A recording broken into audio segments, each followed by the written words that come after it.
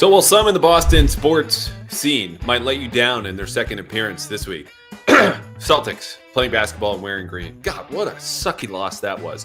I will not here Friday. And I say that because you are not going to get me for 2 times a week, much more for the next couple of months. We're heading into the dead period. You will get full breakdowns on OTAs, minicamp, projections, roster thoughts, all of that stuff, all of the intel, all the breakdowns coming up. It's just going to be once a week for the next couple of months per my agreement here with CLNS, which has been fantastic. Now that and the Celtics bashing is out of the way, I am here to tell you a couple things. One, we are going to talk about Drake Maye and his fit in this new offense. I spent a lot of time this week outside of the Garden looking at Alex Van Pelt's offense in Cleveland, something I had already done, but really, you get the basics down. Let's dive into the nuance. And specifically what he did with Joe Flacco, which I want to be clear, Drake Maye obviously is not cement-footed 39-year-old graybeard Joe Flacco, but he is someone similarly armed with a cannon on his right shoulder who is going to be able to bring to life the deepest attacking offense in the NFL last year.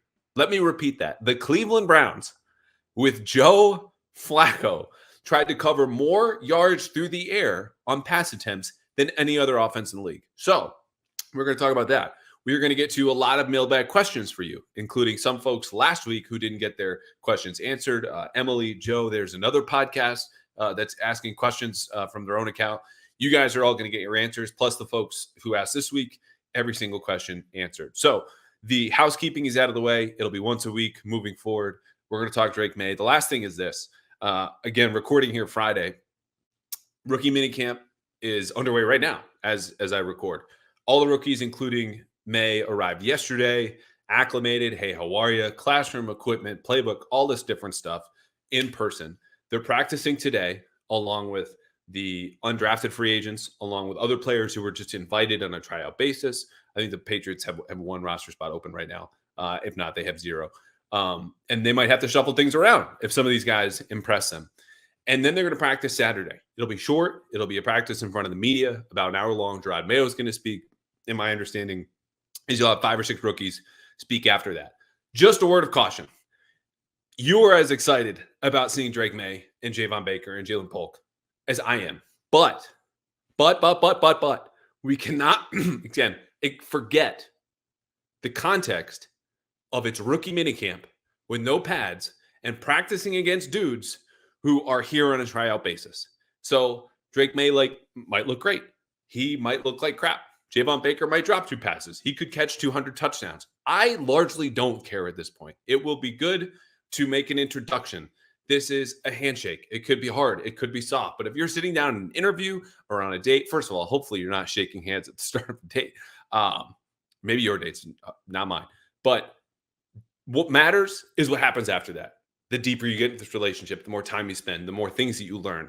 Handshake's important. That's all this is going to be. And that might even be overstating it. So it'll be good to learn. It'll be good to see. Just remember, this is a non-padded practice, only rookies, and then players who, as far as the front office feels, stink worse than the guys that they drafted. That's that. Okay, let's talk about Drake Maye. I've spent a lot of time talking about Drake Maye. I'm going to spend more time talking about Drake Maye. He's the quarterback of the Patriots. It's the arm. It's the mobility. It's the talent. It's the fact that he's 21. That's all why he's here. He is also a really great fit for this Alex Van Pelt offense, which doesn't have me, I would say, overly excited or enthusiastic or confident from an X's and O standpoint as far as the nuance, but in getting to understand, again, beyond the basics of what he wants to do, Maye is an unbelievable fit for what Cleveland was doing last year, specifically with Flacco and sometimes even earlier, because the defining characteristic of this offense is bombs away. Play action bootlegs, standard play action, other movement throws, stretching the sideline with 3-level concepts, short flat route, a deep out, and then either a post corner, a corner, or just a go. That will allow Drake to not only have simplified reads, but reads that get the ball way the bleep downfield. And so what I found not only is just he's going to be a fit for this, able to run boots, throw across his body, be able to throw deep, but the way that the Browns attacked certain corners, certain defenders, putting them in high-low, you think of a linebacker dropping in zone, right? An underneath shallow cross, and then a dig going behind him. Very basic stuff. The way that they attack different defenses structurally was more impressive to me, honestly, than when I first did a deep dive into Alex Van Pelt, just looking at the bones of the offense. And so, for example, and I wrote about this Thursday, this is why we're talking about it here today. Not only am I confident Maye is going to be a fit, it doesn't mean he's going to thrive immediately, but they'll run, as we've all seen now for decades, these outside zone handoffs. The offensive line's in unison going one way, the running back is going right behind them. You saw the Colts do this with Peyton Manning for years and years against the Patriots. And then he pulls the ball, and Peyton would usually just stand there because he wasn't a bootleg quarterback. But Maye is going to be able to run a bootleg, a naked, going back the other way with no blocking to help him. And so in these cases, sometimes he's just throwing a straight go ball against certain corners, like an example I cited in my breakdown of the BostonHerald.com. Please go find this. I tweeted it out as well. They'll run a double move. So it looks like he's running a go. Then he makes a quick step to the sideline. And then it becomes an out and up. So you're trying to get the corner to bite, thinking maybe this is a comeback throw. And in addition to, you're changing those routes, whether it's the corner, whether it's the post, whether it's the go, the out and up, they'll give him options underneath. And so again, simplified reads that play to his strengths and work with stuff that we know, again, for decades with all the Shanahan offenses, not talking Kyle, but Mike, that can, as long as everyone else obviously meets him with their performance around him, we don't know how that's going to go. I'm just very encouraged by the fit. And there's a lot more to go where it could be bootlegs. It could be standard play action throws where you have Patriots and Josh McDaniels did this all the time. A post on one side. So think about, receiver goes 15, 18 yards upfield, breaks at a 45-degree angle over the middle. On the opposite side, same deal. Except at 15 to 18 yards, he's running a dig. So you have a 45-degree angle and then a 90-degree angle. And I know the folks on YouTube right now are going, just show us the clip. I got to be honest, for a guy who's now covering the Patriots and the Celtics and now doing this as a side hustle, and I love it, and this has been fulfilling, and we're going to get better, we're going to do more things. I didn't have the time right now to draw up this play. So bear with me in my hand gestures as I make a 45-degree angle and then a right angle 90-degree with a dig coming underneath the post.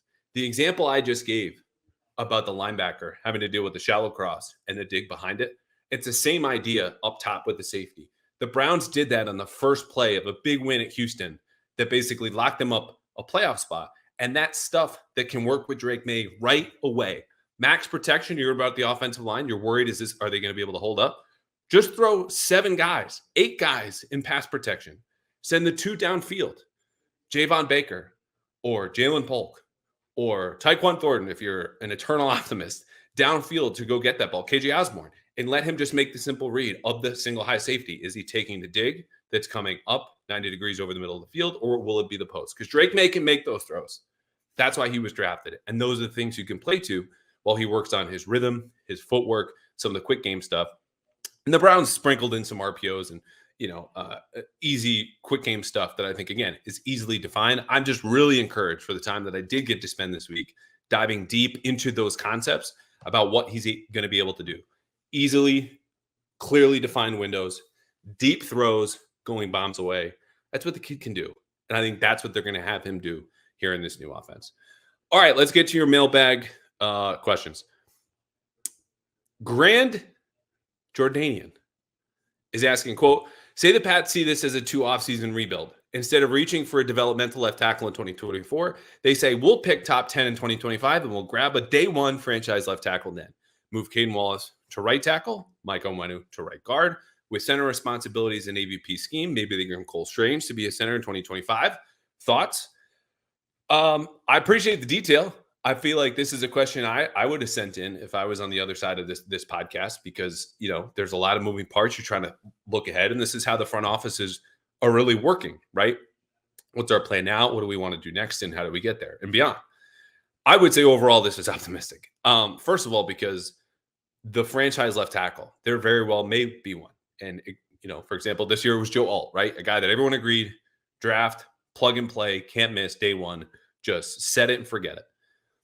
The draft is still, with guys like that, a hit or miss proposition, which isn't to say, again, I argued for Drake Maye to be drafted, even though the odds of him hitting as a franchise quarterback are below 50. You just have to take that chance.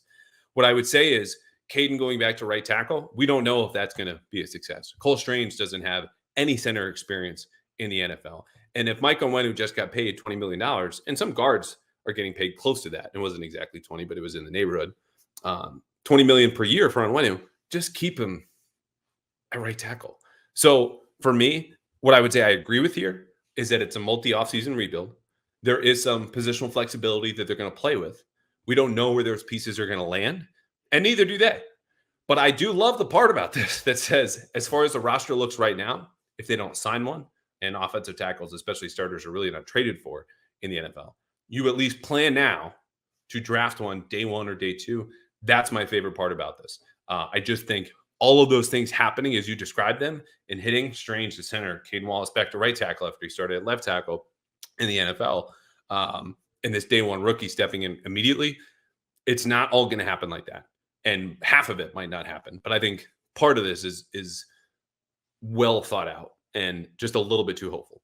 With Prizepicks, America's #1 fantasy sports app, where right now you can win up to 100 times your money with as few as 4 correct picks with basketball, hockey, and other sports on Prizepicks. And I'll tell you, look, I like Prizepicks for baseball too. The Red Sox just started up. They're playing the Mariners, the A's. I put a little money down and I got a lot more money back. So download the app today and use code CLNS for a first deposit match up to $100. I did the same. Again, download the app today. Use code CLNS at Prizepicks for a first deposit match up to $100, and you can do the same. Basketball, hockey, and baseball. We got a lot to do until the draft, and you can find it all at Prizepicks. Proud Black Matt. I love this question. Who impresses the most in preseason but doesn't make the team? Let's call this the Austin Carr Memorial Award. Okay. The year before I got on the beat, oh my God, Austin Carr is going to make the team. He's catching all these passes. He's doing, he's the star of the preseason. We had, it's going to be a throwback, a running back. He was late rounder undrafted at Ole Miss, my first year in 2018. He scored a touchdown in the opener. This is going to kill me, so I'm going to let it go now. That did, everyone hyped up immediately because of what Matt is saying. So who's going to be that person this year? Well, first of all, I would say the percentage that this player even exists is lower than most years, right? Because the roster is not as talented. So the Patriots can't afford to be like, hey, Austin Carr, we know you impressed and you might not be that good, but we just can't take that chance because we have to play, what's left of Juju instead. We have to roll the dice with third year. If you surprise, you play well, you practice well, you're probably making the team for the Patriots. That all said, my answer would be Jalen Reagor, because I think the players that are, stay in our memory a little bit or get more attention in the preseason, right?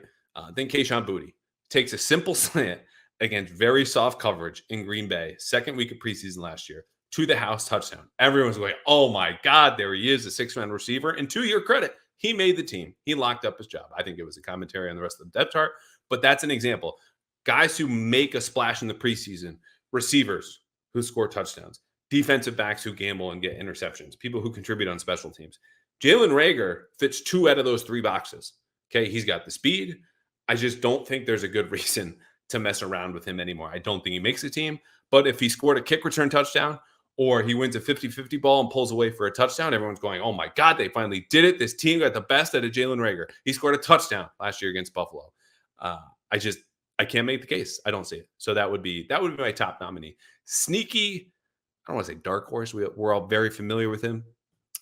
Bailey Zappi, not because they would cut him if he had a good preseason, but because his trade stock at that point would be as high as it's been probably since the end of this past season. And at that point, you just deal him. You stick with Joe Milton and Drake Maye, Jacoby Brissett, and move on. Waterboys, quote, do you have any idea why the Crafts refuse to give the title of general manager? How does it benefit the team and or the Crafts by not giving out that title? Good question. This is one that I think we all asked of the Belichick operation too, right? Like, why don't you just call Brian Flores the coordinator? He's calling the plays. He's leading the meetings. Why don't you just do it? This is frustrating. It seems to be counterintuitive and counterproductive. And, at that point, Flores, 18, the only year he held that title, no one really cared. They had come off of 2 straight Super Bowls. They were going to a third. But it becomes more of an issue when things are bad. So I would say that's the first part of this. The Crafts are struggling right now, certainly from an optics standpoint. They're not doing good business, I think, with this sham of a GM search. And so we question these things more. We care about them more because there's not winning to just deodorize the whole operation. What I would say is, my understanding is that they see the general manager title, the position, the way it's heard and it's seen and it's viewed and accepted as this all-powerful being over football operations. And they don't want that. And if they do want that, as they did with Belichick, you are the head coach first. And that's good enough. It's understood. He's the de facto GM over time. Whether that's right or wrong, you couldn't just say, hey, the GM reports to ownership equally as a head coach will, which is going to be the setup between Mayo, the head coach, and presumably Eliot Wolf is his executive vice president of player personnel, which again, I, as someone who's going to have to type out that title a lot, would prefer just GM, but it's not going to happen.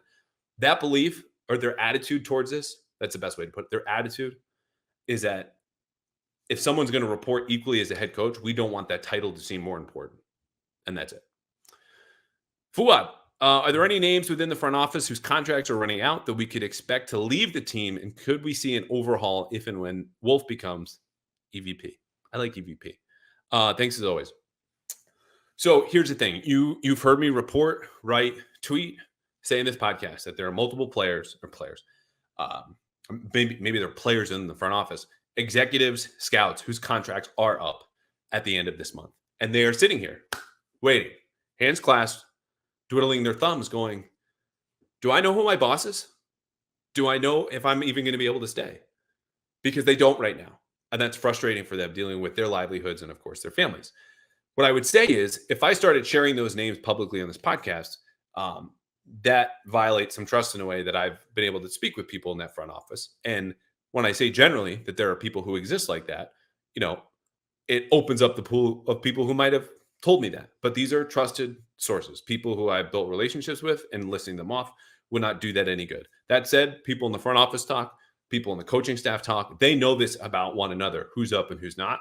What I would just say is, as specific as I'm willing to get on this, is that the range of positions, if you think about a scale of, like a hierarchy right within the front office, there are people at the top, there are people in the middle, there are people at the bottom from a personnel standpoint whose contracts are up at the end of this month. So yes, there are people, and there are people within other teams who have asked me, hey, who are these guys' names? So I'm not just holding out on you. And I told them, look, if you want to know, go ask them, but I'm not here to tell you because that was not information specifically volunteered to me that I was allowed to move forward with publicly.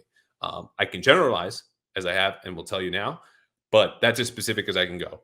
They're near the top, they're in the middle of the front office, and they're near the bottom. And will they overhaul? I don't think they'll totally overhaul the front office. I think they're going to keep people in place. It's a younger front office. You think about a guy like Cam Williams, who's I think around 30, director of college scouting, ex-football player. He's local to New England, played at Ohio State. He's risen up the ranks really quickly. Even Matt Groh has. I mean, he's not a young guy, but his inexperience is, you would describe his experience as inexperience at this point, given his trajectory and how quickly he climbed up the ladder. I think there's talent to develop there. And if Eliot trusts the people around him in those roles, maybe they do stick. But guys who've been around longer than, say, Cam Williams, who I think is in his early 30s, might be just 30 and that's it, or 29. Those guys who say, okay, my resume is longer, I can go somewhere else and get an executive title. Those might be the people to leave, but I don't know. We'll find out. Mike, thinking about new kickoff rules. Is Marcus Jones still the return guy?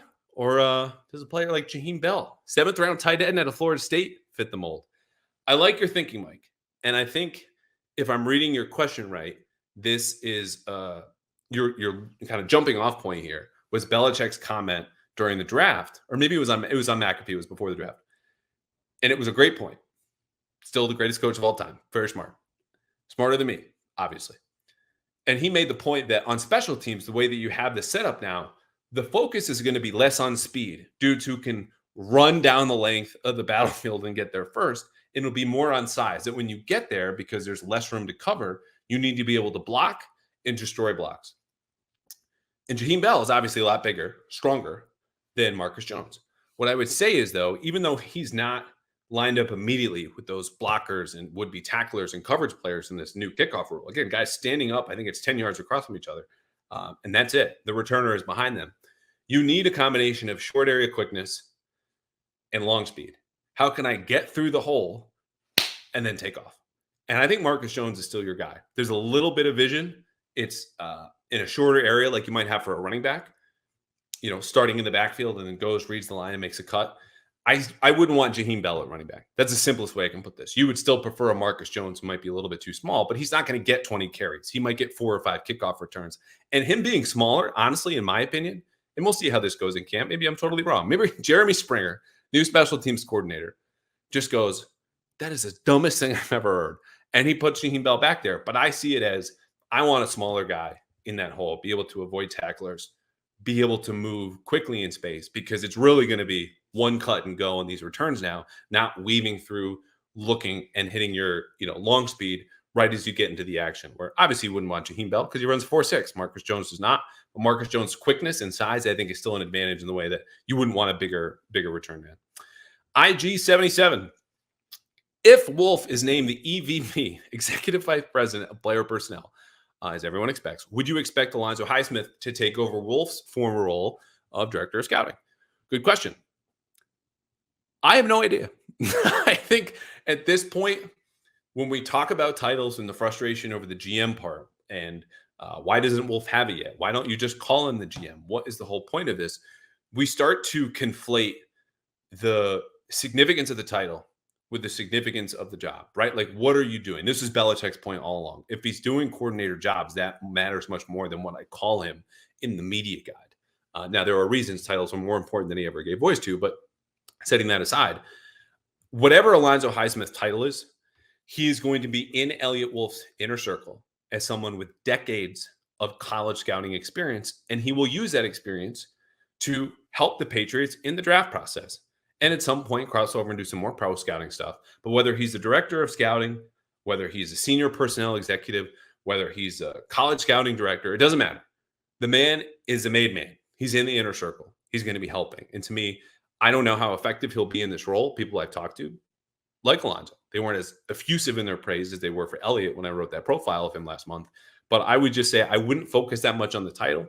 And if you do, sure, director of scouting absolutely could be in there, because that means you have a little bit of your hands in pro scouting and in college. And Highsmith has been around long enough to be able to help and do that, even if most of his background is in college. Okay, so the draft is behind us, but that means the best is still ahead of us. I'm talking playoff games, Celtics, Bruins, and I'll be there covering the Celtics for the Herald. We lost our guy, Steve Hewitt, which brings me to my real point. You want to come with? Because you can find Celtics playoff tickets, lowest price guaranteed at Gametime, an authorized ticket marketplace of the NBA, which makes getting playoff tickets easier and faster than ever. Prices on Gametime actually go down the closer it gets to tip-off. You can find killer last-minute deals, all-in prices, including those pesky fees, views from your seat, and always, always, always the lowest price guarantee at Gametime, which takes the guesswork out of buying NBA tickets. And honestly, I've used Gametime for other games as well. I'm a couple T-stops away from the Sox. If I want to go to a home game, check out on Gametime, wait outside the gates. It starts, prices go down, boom, I'm in the park 5 minutes later with the lowest price guaranteed. So you can do this with the Celtics coming up in the second round. We all know they're going to the Eastern Conference Finals, and then hopefully the Finals. And you can be there right with them. Last-minute ticket deals, flash deals, zone deals, all again, lowest price guarantee, even event cancellation protection, job loss protection, all at Gametime. So take the guesswork out of buying NBA tickets or MLB tickets, all with the Gametime app. Download the Gametime app today. Create a free account and use code CLNS for $20 off your first purchase. Terms do apply. Again, the account is free. Download Gametime, create an account, and redeem code CLNS for $20 off. That's Gametime today. Last minute tickets tomorrow, and the lowest price guaranteed. Here comes the question from the podcast. Pyramid the podcast is asking, quote, hey, Andrew, love the pot, love the Pats, love the beer. No beer today, but there will be some this weekend. B's and C's are making me nervous. I've been looking at this year as a reset year, which encapsulates this year's drafts and trades and next year's free agents and next year's draft. Thus, the draft process is really 14 to 16 picks, so they don't need more picks. Please discuss. It's hitting me now. We might have done this last week. Again, there were a couple questions I didn't get to. If I did, I'll make this quick. If I didn't, we're still going to go quick for the people who listened last week to me answer this question. What I would say is you always want more picks. And that is whether you are the Patriots of old, the Patriots of today, or the Patriots of tomorrow. Because when you have these draft picks, again, you're throwing darts. You don't know, unless you're great at darts, where they're going to land. But I know my chances of hitting 20 or a bullseye or that outer ring of the bullseye, which might be part of the bullseye. Can you tell I've never really played darts? will be higher of me hitting any of those areas the more that I throw. And so you want those picks. If I bring them in and then we're 7th-round picks and they're on the 90-man roster and they don't cut it in camp, whatever. But if they do hit, if they're an undrafted free agent, and I don't have to tell you, Malcolm Butler, J.C. Jackson, Jonathan Jones, David Andrews, these aren't draft picks, but you bring them in anyway because the payoff is such that it's worth your time. It's worth the investment. So what I would say is, yes, the idea that this is a reset year, a rebuild year, and then next year you're really going to start to build on this. And the draft is, 2 drafts. I would argue it's really going to be 3 drafts that are going to make or break this next era. This year's, next year's, in 2026. But you just want more picks because we're all loving up on Javon Baker right now, right? Some of the media. I will say my expectations are there's a super high ceiling. There's also a super low floor. We don't know. We're all going to find out. But I don't want to bank on this year's draft and just next year's draft to fix it because maybe you miss or maybe you have horrible injury luck and Drake Maye, God forbid, tears his ACL in August and you have to wait another year. Get more picks. Build in some more, protect yourself, insulate yourself against that risk. Okay. Manage it with more picks, more players who might be able to build your roster, whether it's for this season, next year, or the year after. So give me all the picks.